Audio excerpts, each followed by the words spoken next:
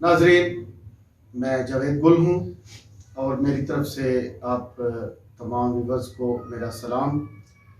आप देख रहे हैं नेशनल टीवी और आपको ये जानकर खुशी होगी कि नेशनल टीवी को जिस तरह आपने सब्सक्राइब किया, उसके बाद अब सोशल मीडिया पर ये चैनल जो है बहुत फेमस हो चुका है और आपको बहुत बहुत मुबारक हो कि आपके तावन से, आपके सब्सक्राइब करने से इस वक्त गूगल की तरफ से हमको बहुत सारा अप्रिशिएट किया गया है और अब हम सोशल मीडिया की लिस्ट पर मौजूद हैं।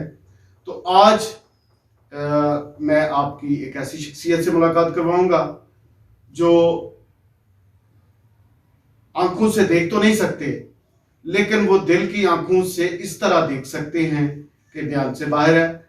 वो अपने अंदर प्यार, मोहब्बत, भाईचारे को इस तरह अपनाए हुए हैं कि वो दूसरों का सहारा बनना चाहते हैं। मेरी मुराद आसिफ वारिस से है कि आसिफ वारिस ने बहुत सारी स्ट्रगल की है, बहुत सारी मेहनत की है, बहुत सारी जदोजहद की है और आज वो जिस मकाम पर है, मैं चाहूँगा कि वो अपना तारुफ खुद करवाएं कि आसिफ वारिस ने किस तरह, किन मराहल को तय करके जो आज मकाम हासिल किया है, वो किस तरह हासिल किया है। जी आसिफ वारिस, कैसे हैं जी आप? जी, सबसे पहले मैं शुक्रिया अदा करता हूँ खुदा सुनसी का कि उन्होंने ये मौका बख्शा कि हम एक प्लेटफॉर्म पर इकट्ठे हों और नेशनल टीम का मैं बहुत शुक्रगुजार हूँ कि जिन्होंने मुझे अपने टीवी चैनल पर बोलने का मौका दिया और इनकी बदौलत, इस चैनल की बदौलत मुझे उम्मीद है कि काफ़ी लोगों को कुछ ऐसी बातें पता चलेंगी जो वो नहीं जानते, क्योंकि मैं इतना ज़्यादा फेमस तो नहीं हूँ। लेकिन मैं बताता चलूँ, मेरा नाम आसिफ वारिस है और जैसा कि सर जावेद साहब ने पहले ही बयान कर दिया।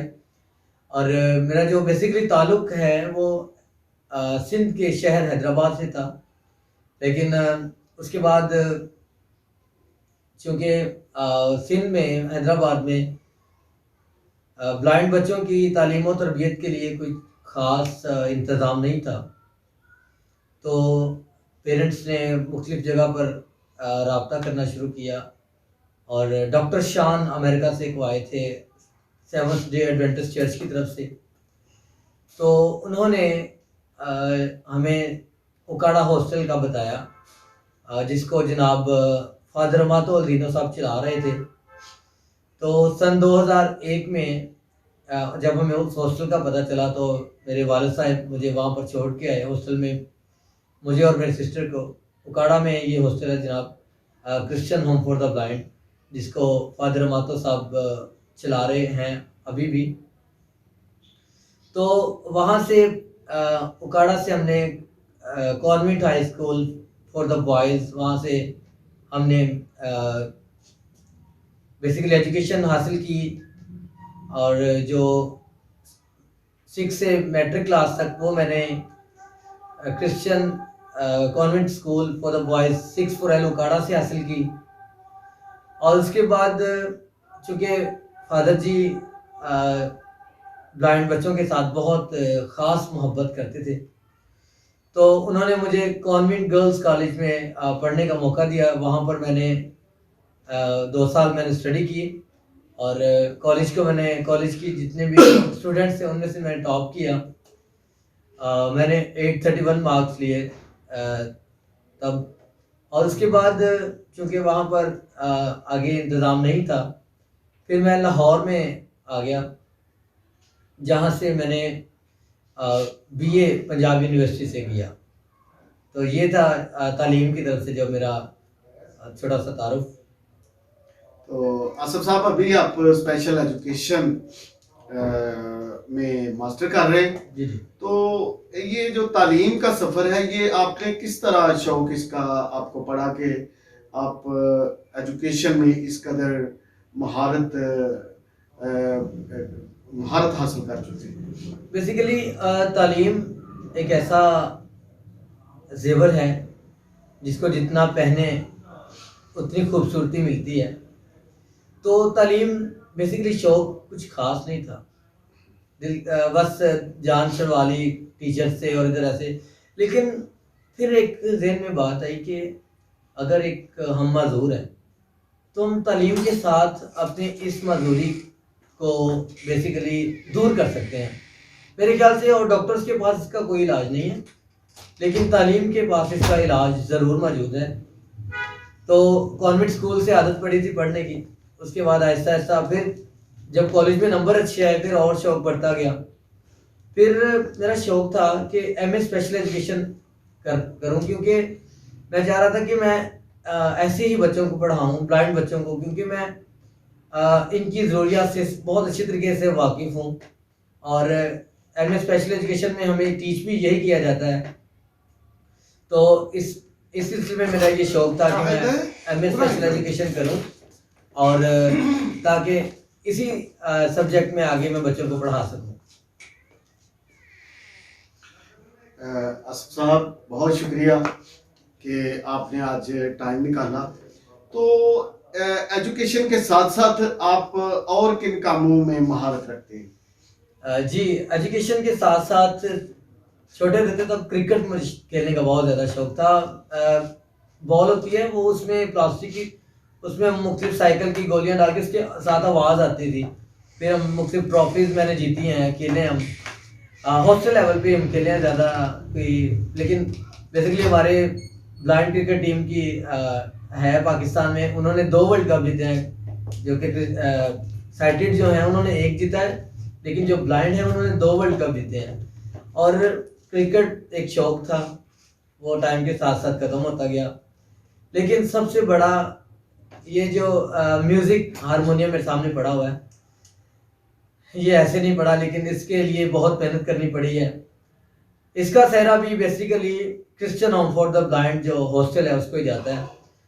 उसके इस सिलसिले में जनाब उस्ताद बाबर नसीब अली खान साहब थे उकाड़ा में, उनसे मैंने हारमोनियम सीखा। बड़ी मुश्किल से सीखा, क्योंकि कुछ शौक तो था, लेकिन उस्ताद जी से थोड़ा डर लगता था, इसलिए भाग जाते थे कुछ खास सीखने का शौक। लेकिन जब उस्ताद जी ने अप्रिशिएट करना शुरू किया, फिर आहिस्ता आहिस्ता शौक होता गया। फिर आहिस्ता आहिस्ता हमारा हॉस्टल छेचक चला गया। वहाँ पे बाबू जॉर्ज साहब, जिनकी सपोर्ट अभी तक मेरे साथ है, उन्होंने मुझे यानी हारमोनियम सिखाने में सपोर्ट किया मुझे। हारमोनियम के अलावा मैं कीबोर्ड भी प्ले करता हूँ। और फिर लाहौर आ गए। लाहौर में उस्ताद फ़ारूक हुसैन शाह साहब, उनके हॉस्टल में मैंने रह के बीए भी किया, और उन्होंने भी थोड़ी म्यूज़िक की मुझे तालीम दी। लेकिन जॉब के लिए, म्यूज़िक टीचर्स की जॉब के लिए मुझे बेसिकली तैयारी मैंने जब करनी थी, मुझे थोड़ी परेशानी थी कैसे करूं।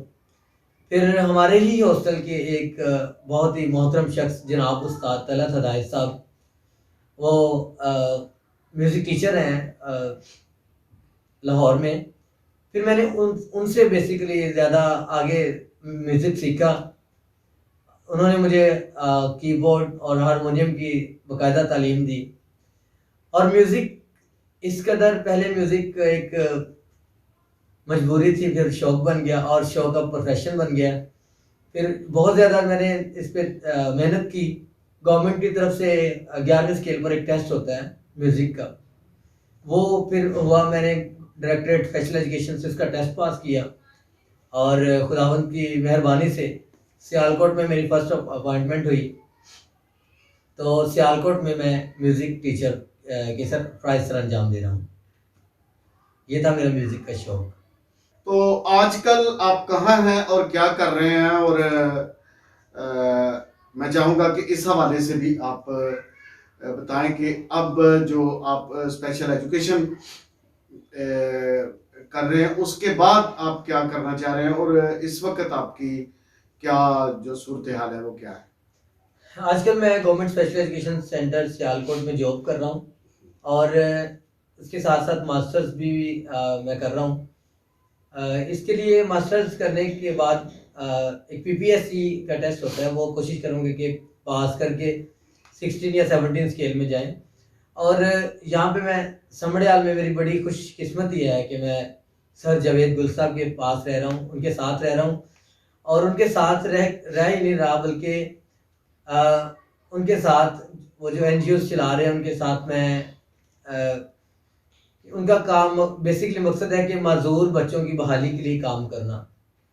तो वो पिछले 3 साल से मैं उनके साथ अटैच हूँ। तो जहाँ भी वो किसी माजूर बच्चे को देखते हैं सर जावेद साहब, तो वो कोशिश करते हैं कि उनके लिए कुछ काम किया जाए। मैंने अपनी ज़िंदगी में एक प्रोग्राम अटेंड किया ऐसा, जिसमें मैं first time as a chief guest वहाँ पर आया था। शायद ये मेरे लिए बड़ा मुश्किल सा था, लेकिन जावेद गुल साहब ने इसको मुमकिन बनाया। काफ़ी 3-4 और बाज़ूर लोग थे, बल्कि उसके अलावा भी होंगे, मुझे जो याद नहीं है। हम स्टेज पर बैठे थे, क्रिसमस का प्रोग्राम था, और जो MNAs और MP वगैरह आए थे प्रोग्राम में, वो ऑडियंस थी, वो हमें देख रहे थे। लेकिन उस प्रोग्राम के जो चीफ गेस्ट थे वो हम लोग थे, यानी जो माजूर लोग थे। तो जावेद साहब की ये सब कोशिशें जावेद साहब की हैं, और मैं इनके लिए दुआ गो हूँ कि ये जो भी कोशिश करना चाह रहे हैं और माजूर लोगों के लिए खुदावंद इन्हें कामयाब करें। वो किसी शायर ने क्या खूब कहा है, अपने लिए तो सभी जीते हैं इस जहां में, है जिंदगी का मकसद औरों के काम आना। नाज़रीन, मैं आपको बताता चलूँ कि चूँकि आसिफ मेरा बेटा है इसलिए मेरी तारीफ कर रहा है, और मैं समझता हूँ कि चूँकि खुदा ने जब मुझे बेटी से नवाजा तो उस वक़्त मुझे ये पता नहीं था कि ये मेरी बेटी जो है वो माजूर है। तो जब वो माजूरी की हालत में थी तो हमने उसका बहुत इलाज करवाने की कोशिश की, लेकिन वो मुमकिन ना हो सका। तो उस वक़्त मैं महसूस कर रहा था कि क्यों ना इस तरह के बच्चों को जो है वो अपने साथ मिलाया जाए, उन लोगों की हेल्प की जाए जो माजूर बच्चों की वजह से परेशान हैं। तो खुदावंद का शुक्र है कि इससे कबल आरिफ मल साहब गॉस्पल सिंगर हैं। मुझे ये भी एजाज़ हासिल है कि वो मेरे पास एक काफ़ी अर्सा तक रहे, उनकी मैंने खिदमत भी की और उनके लिए बहुत सारा काम भी किया। इस तरह अगर मैं तज़किरा करूं बहुत सारे माजूर लोगों का, तो बहुत सारे माजूर लोग इस वक्त इधर जो समड़ियाल, सियालकोट और दीगर इलाकों में मौजूद हैं, वो उनकी हम मिलकर खिदमत कर रहे हैं। कोई NGOs नहीं मैं चला रहा, मेरे एक अपने अंदर की एक NGOs है, सुनो वेलफेयर, जो हमारा अखबार है उसके हवाले से हम काम कर रहे हैं। और मेरे साथ मेरा भाई सुदागर है, जॉन है, और इस तरह और बहुत सारे जो मेरे भाई हैं वो मेरे साथ मुझे अप्रिशिएट करते हैं। और इस वक्त समड़ियाल और गिरदोनवा और सियालकोट के इलाके में बहुत सारे माजूर लोगों को हम उनकी खातर तवज़्ज़ो भी करते हैं, खिदमत भी करते हैं। तो जब से आसिफ मुझे मिला है, मेरे साथ है, तो उस वक़्त से मैं महसूस कर रहा हूँ कि ये खुद माजूर होने के बावजूद ये महसूस करता है कि माजूरी कोई हैसियत नहीं रखती। जब हम बहैसियत इंसान आंखें बंद करके देखते हैं तो आप यकीन जानिए कि अंधेरे के अलावा कुछ नज़र नहीं आता। लेकिन मैं जब आसिफ को देखता हूँ तो ये दूसरों के लिए वैसे मुसर्रत बात होगी कि कभी भी उन्होंने अपने आप को ना उम्मीद नहीं किया, बल्कि वो हमेशा वो बाइत्माद रहते हैं और अपने अंदर महसूस करते हैं कि ये माजूरी जो है ये कुछ भी नहीं है। तो जिस तरह मैं बयान कर रहा था कि उन्होंने वो मास्टर कर रहे हैं स्पेशल एजुकेशन में, तो यकीनन इसके आगे भी वो एजुकेशन को जारी भी रखेंगे। और हम कोशिश कर रहे हैं कि कोई ऐसा प्लेटफॉर्म तैयार किया जाए जिससे ना सिर्फ समड़ियाल, सियालकोट और इसके गिरदोनवा के इलाकों में काम किया जाए, बल्कि पंजाब लेवल पे इसका ये जो खिदमत है इसको वसी किया जाए। तो आसिफ साहब, मैं चाहूँगा कि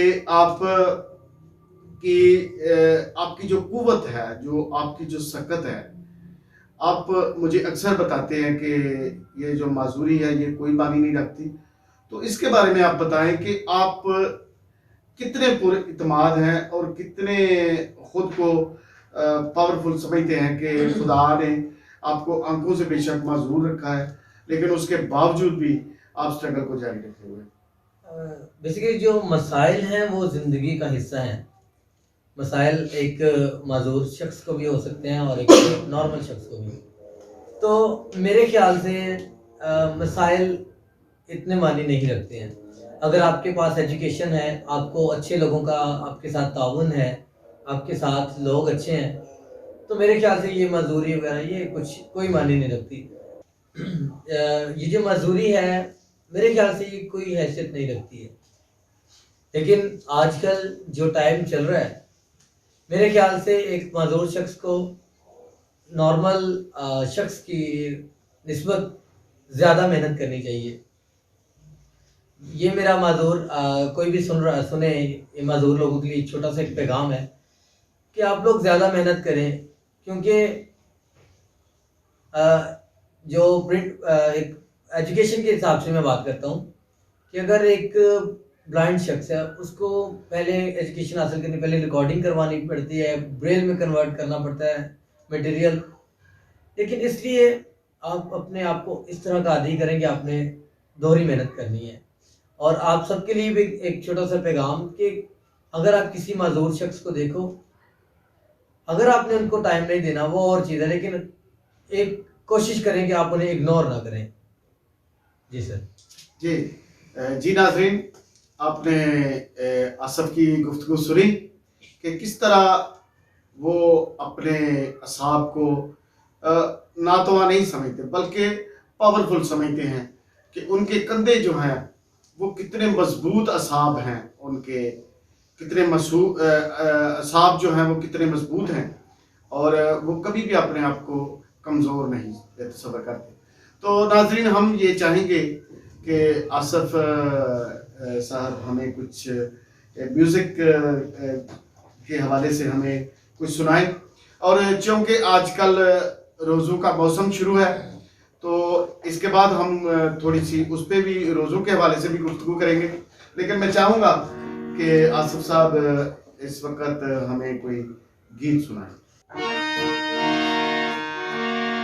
क्योंकि रोज़ों का मौसम चल रहा है, रोज़ों के हवाले से एक गीत पेश करूँगा। जनाब मोहम्मद अली साहब ने इसको गाया है, तो मेरा ये बड़ा फेवरेट गीत है, तो मैं ये आप सबकी इजाज़त से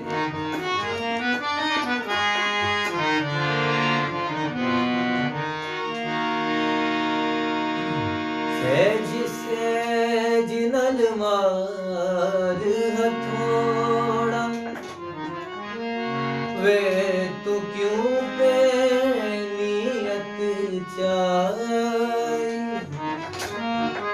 मेरे पुत दिया नाजुक कलियां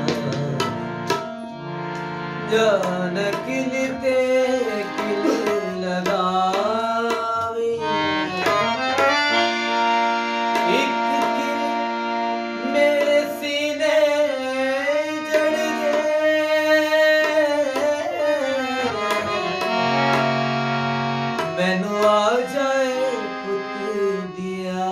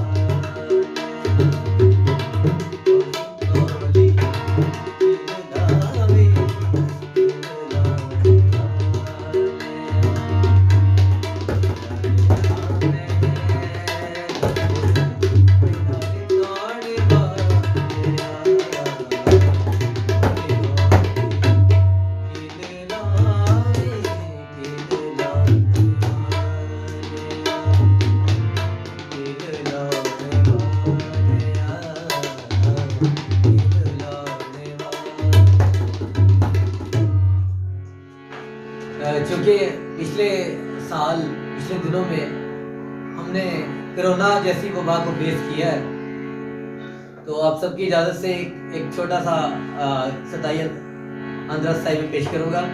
ये मैं बताता चलूँ कि इस गीत को लिखा है जनाब अशरफ जाहिद साहब ने, और इसको म्यूज़िक में तरतीब दिया जनाब बाबू जॉन साहब ने, और मैंने और साथ में हीरा ने आपने इसको गाया, अमानत साज ने इसका म्यूज़िक दिया है।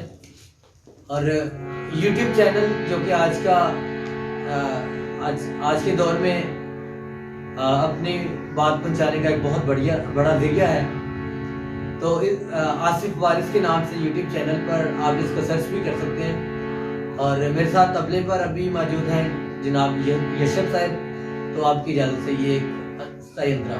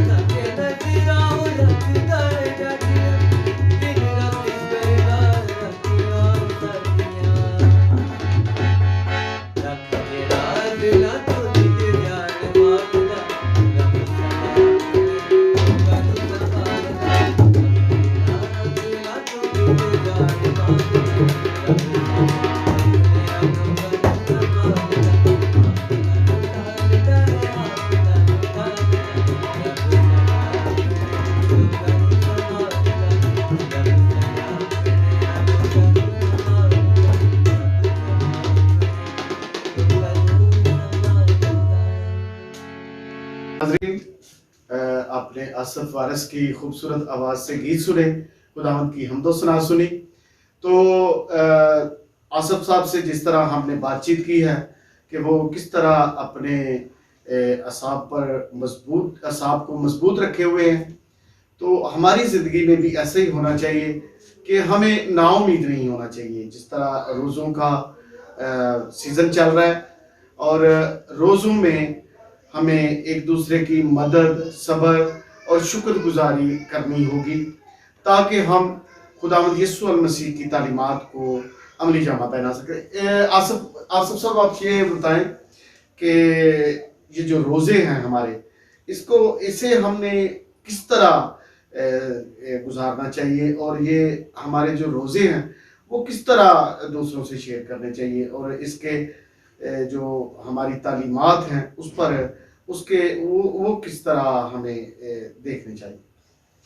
हाँ जी, आजकल चूँकि रोज़ों का मौसम चल रहा है, तो जो कि मसीही रोज़ा है वो 3 बातों पर है।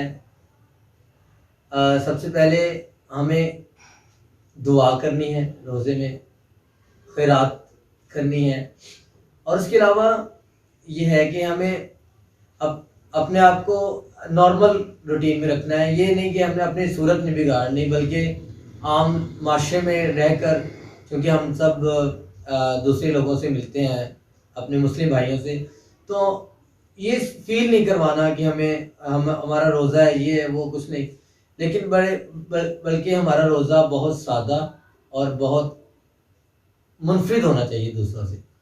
मेरे ख्याल से रोज़े की यही तालीमात है। नाज़रीन, जैसा आपने सुना है आसिफ वारिस से कि वो रोज़े की अफादियत बयान कर रहे थे। नाज़रीन, आज का प्रोग्राम इख्तिताम पर पहुंचा, और हमारे चैनल को सब्सक्राइब कीजिए ताकि बहुत सारे लोगों तक ये पैगाम जो है वो पहुंचता रहे। बहुत शुक्रिया। Thank you national news. Ji.